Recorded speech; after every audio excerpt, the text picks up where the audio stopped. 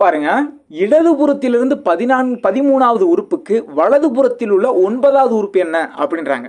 சரியா? இப்போ இதுல வந்து பாருங்க, இடது வலதுன்னு கொடுத்துருக்காங்க. ஓகேவா? அப்போ ஃபர்ஸ்ட் நம்ம நார்மலாக பண்ணி பார்ப்போம். என்ன ஆன்சர் வந்துட்டு பார்ப்போம். அதுக்கப்புறம் ஷார்ட்கட்டில் நம்ம பண்ணுவோம். ஃபர்ஸ்ட் இடதுபுறத்திலிருந்து 13வது உறுப்பு. அப்போ இந்த சைடுலேருந்து 13வது உறுப்பை நம்ம பார்க்கணும். கரெக்ட் தானே? ஓகேவா? அப்போ இந்த சைடு 13வது உறுப்பு பாருங்க, 1 2 3 4 5 6 7 8 9 10 11 12 13. ஸோ இடதுபுறத்துலேருந்து 13வது உறுப்புன்னா 8. ஓகேவா? ஓகே. அந்த 13வது உறுப்புக்கு வலதுபுறம், இந்த 13வது உறுப்புன்னா 8 நம்ம கண்டுபிடிச்சிட்டோம். இதுக்கு வலதுபுறம் என்னது? இந்த சைடு தானே? கரெக்டா? சார் எனக்கு இடதுபுறம் சார் அப்படின்னு சொல்லக்கூடாது. இந்த உறுப்புக்கு வலதுபுறம் எது நம்ம பார்க்கணும். கரெக்டா? அப்போ அதிலிருந்து எத்தனாவது உறுப்பு போனோம்? 9வது உறுப்பு போனோம். அப்போ பார்க்கலாமா? பாருங்க, 1 2 3 4 5 6 7 8 9.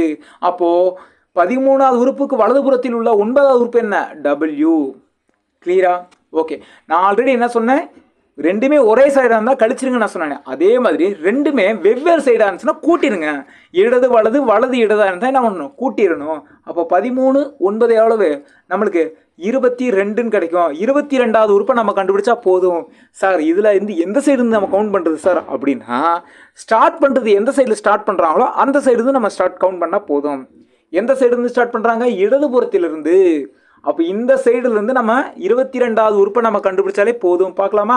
பாருங்க, 22வது உறுப்பு அதே ஆன்சர் வருதானே பாருங்க. 1 2 3 4 5 6 7 8 9 10 11 12 13 14 15 16 17 18 19 20 21 22. பாருங்க. ஸோ அதே ஆன்சர் W வருது.